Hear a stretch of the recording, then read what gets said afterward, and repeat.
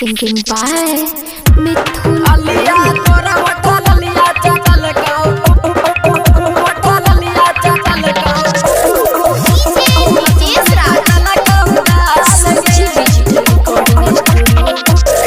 छौरा मंजितवा कनखी चलल गाओ कहौ नर सबा माल गे गे कहौ नर सबा माल गे हा कहौ नर सबा माल गे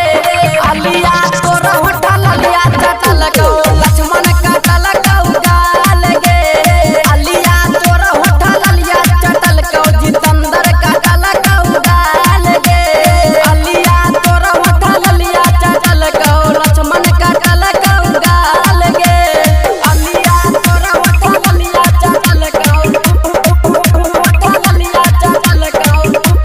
लक्ष्मण कटल गाओ गाल गे डीजे वाला छवि तोरा डीजे वाला छौरा देखल गो राहुल राजीव विक्रम रविंदर से होली में भेलो बाल गे हे गे होली में भेलो बाल गे हा होली में भेलो बाल गे फूलो सचिनमा के चीज सिखैला याद सुनाया साल गे फूलो सचिनमा के चीज सिखैला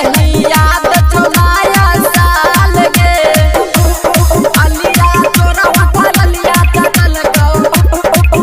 वठा ललिया चटल आप सुन रहे हैं मिथुन प्रेम की आवाज में राजू दिल पतोरा कहल गो छवि राजू शांति पतोरा कहल गो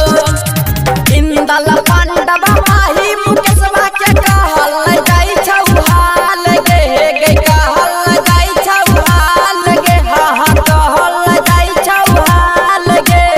पप्पू राजा पागल भेलौ देखी के तोहर चाल गे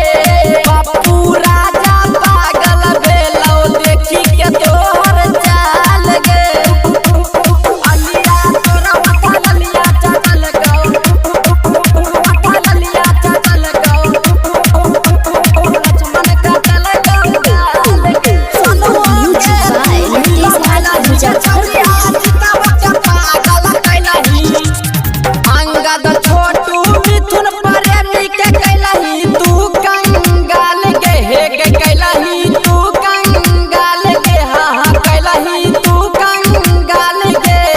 राइटर सूरज जहिया धरई कर दे तो पूरा हाल गे राइटर सूरज जहिया धरई कर दे तो पूरा हाल गे Siku Sawaria